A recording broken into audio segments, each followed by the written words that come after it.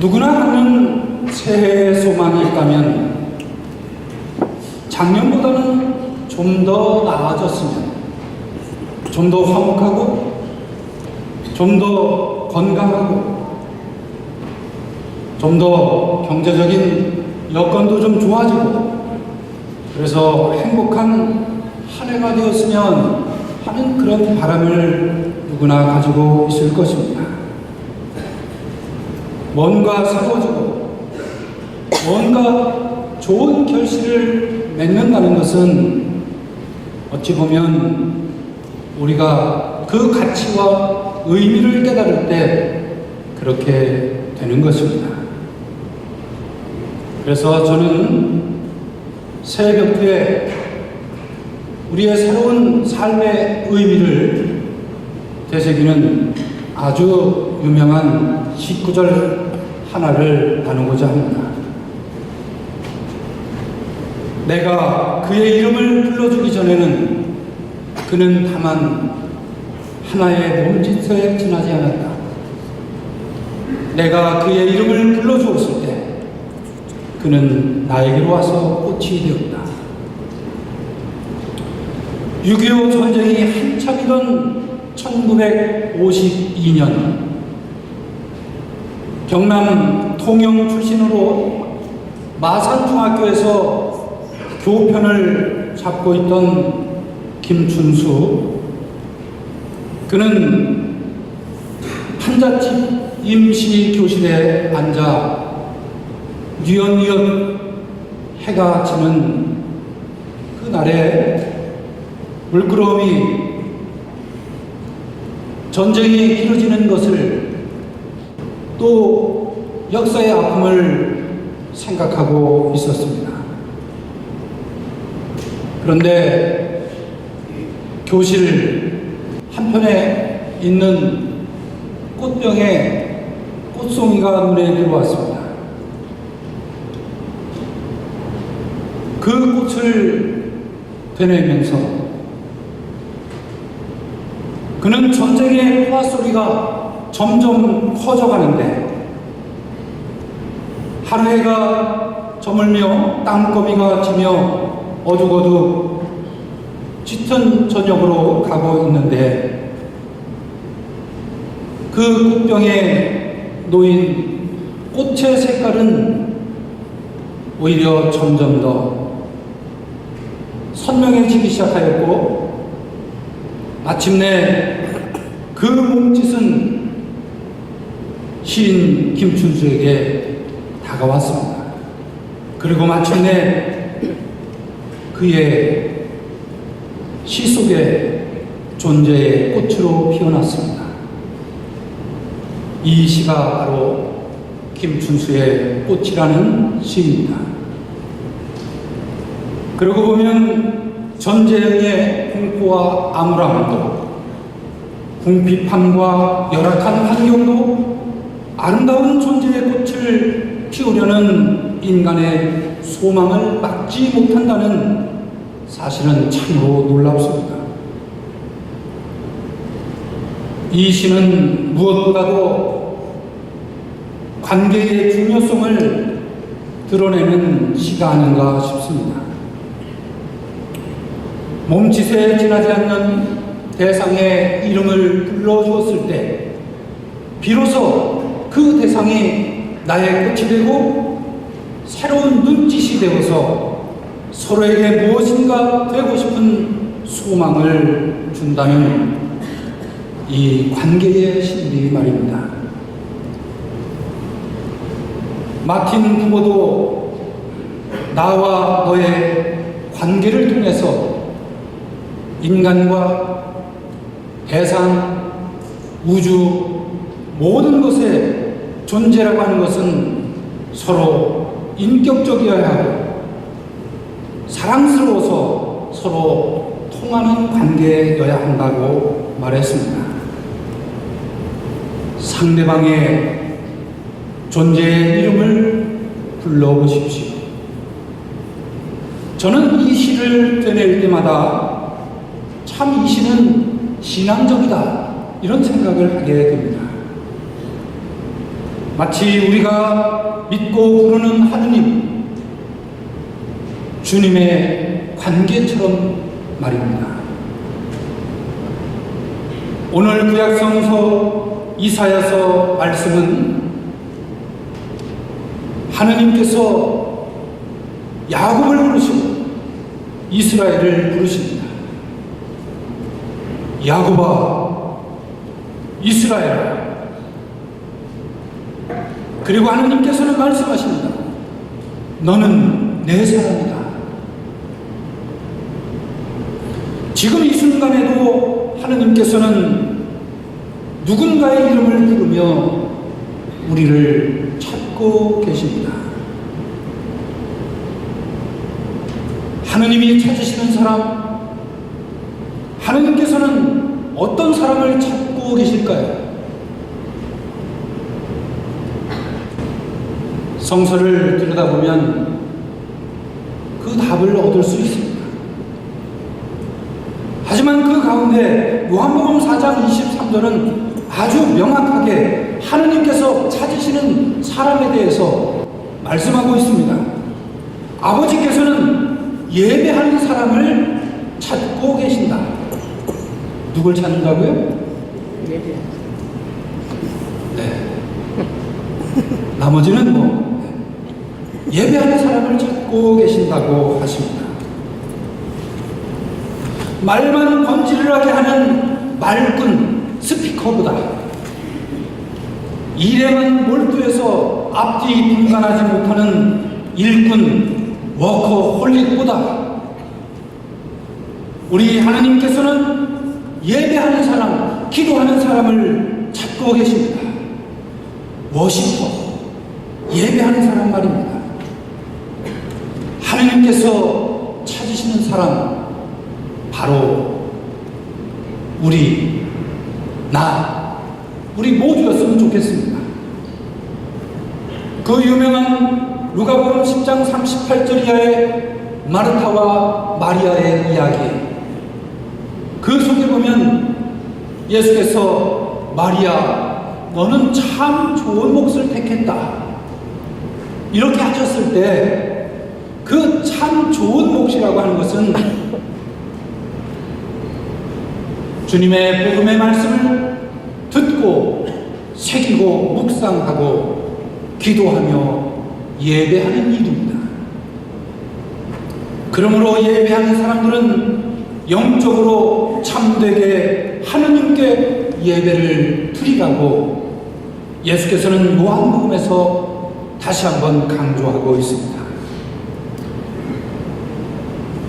바울로의 고백에 의하면 예배하는 사람은 우리 주님 예수를 내 안에 모시고 사는 사람이라고 이렇게 고백합니다. 그래서 그 유명한 갈라디아서 2장 20절의 말씀, 이제는 내가 사는 것이 아니라 그리스도가 내 안에 사는 것입니다. 이렇게 고백합니다. 그리스도가 내 안에 사는 사람, 그리스도 안에 살고 그리스도와 함께 살고 그리스도를 통해서 사는 사람, 이 사람이 바로 주님을 모시고 사는 사람, 하느님께서 찾으시는 사람입니다. 오늘은 주의 세대 주일입니다. 이제 오늘부터는 길고 긴 연중주일이 시작됩니다. 물론 연중주일을 가다 보면 40일간 우리를 영적으로 훈련케 하시는 사순절이 나오긴 하지만 이 모든 것들을 관통하는 1년의 반 이상의 주일은 바로 연중주일인데, 그 연중주일을 시작하는 그 첫 시간을 오늘 우리는 예수님께서 요르단강에서 세례를 받은 것을 기억하라고, 새기라고, 주님의 세례를 통해서 우리가 거듭난 삶을 살라고 가르치고 있습니다. 예수님께 세례를 베푼 요한을 가리켜서 우리는 그저 요한이라고 하지 않고 세례자 요한이라고 그렇게 부릅니다. 하지만 그조차도 성경을 보면 하느님의 아들이신 예수께서 직접 선택한 사람이었습니다. 그래서 요르단강으로 그를 찾아가고 세례받기를 청하였습니다. 세례자 요한은 주님, 선생님 안 됩니다. 제가 선생님께 세례를 베풀 수는 없습니다. 이렇게 하였을 때 예수께서 지금은 내가 하자는 대로 하여라. 우리가 이렇게 해야 하느님께서 원하시는 모든 일이 이루어진다 라고 말씀하셨습니다. 주님이 택하실 때는 여건과 상황, 환경을 탓하지 않습니다. 아니, 우리가 생각하는, 인간적으로 생각하는 모든 환경도 주님의 택하심 앞에서는 아무 소용이 없습니다.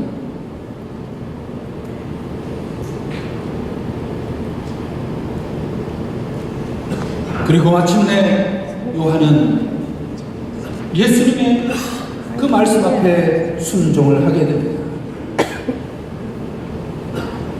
순종이 바로 세례를 받게 하는 통로인 것입니다. 성경을 보면 요한의 세례와 예수님의 세례는 명확하게 분리되고 있습니다. 요한의 세례는 우리가 지은 세상적인 죄, 그래서 도덕적이고 때로는 윤리적인, 또 때로는 사회적인 이런 죄를 뉘우치고 씻어달라고 그렇게 받게 되는 세례인 것입니다. 하지만 예수님의 세례는 요한의 세례를 넘어서고 있습니다. 율법을 넘어 복음으로 가는 것처럼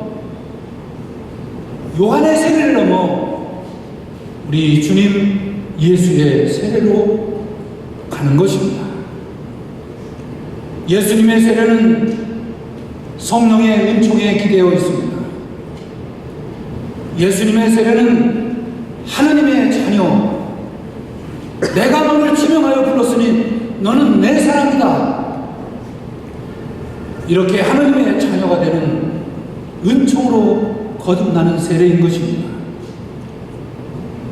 하느님의 사람이 되는 축복이 바로 세례인 것입니다. 순종의 결과 우리는 하나님의 은총의 표시인 성령의 강림함을 체험하게 될 것입니다. 그리고 마침내 너는 내가 사랑하는 아들, 내 마음에 드는 아들이다 하는 하늘의 음성을 듣게 될 것입니다. 너는 내 사람이다. 얼마나 위로가 되는 말씀인지 모릅니다. 세상 살아가면서 서로가 서로를 배척하고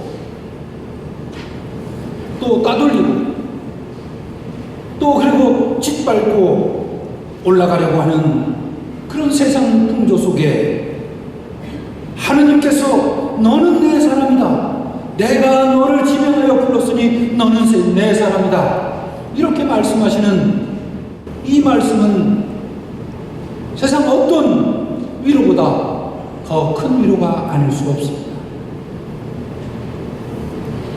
하느님의 사람으로 우리의 존재가 변화되는 축복인 것입니다. 하느님께서 지명한 존재, 어떤 사람입니까? 어떤 존재입니까? 오늘 이사야서 43장은 하느님께서 지명한 존재는 하느님께서 직접 빚어 만드신 존재요, 지명하여 불러준 존재이며, 물결 가운데서도 보살피시고 거센 강물이 휩쓸어 갈지라도 절대로 휩쓸려 가지 못하게 하는 존재,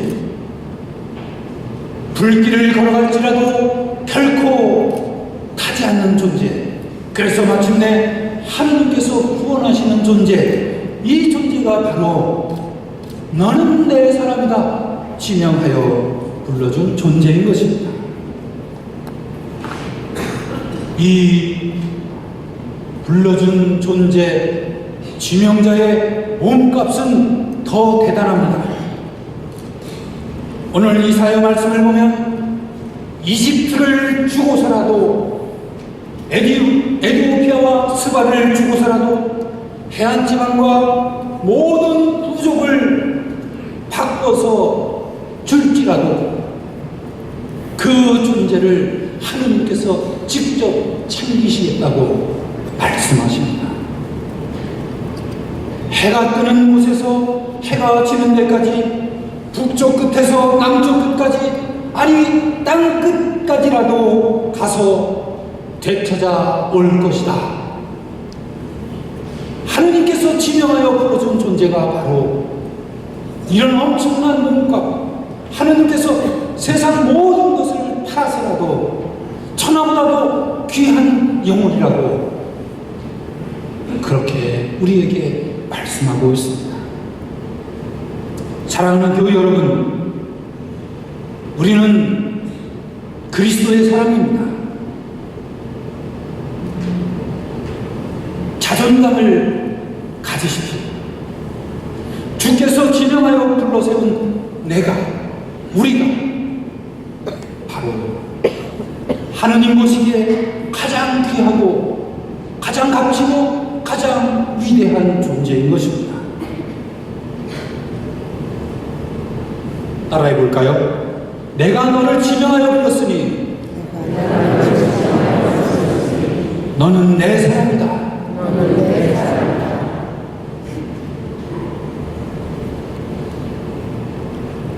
하느님께서는 구약 때에 이렇게 하느님의 사람을 불렀듯이 신약에 이르러 다시 한번 세례를 통해서 하느님께서는 이렇게 부르고 계십니다. 너는 내 마음에 드는 아들이요 아니다. 우리 주님께서는 세례를 통하여서 하늘을 열어주셨습니다. 비둘기 모양의 성령으로 하느님께서는 임재하셨습니다. 세속적인 화려함과 세상의 즐거움에 기죽거나 유혹당하지 마십시오. 하느님의 부르심에 응답할 때 비록 부족하지만 나약하지만 우리도 하느님의 꽃으로 피어날 것입니다. 성부와 성자와 성령의 이름으로 말씀드렸습니다.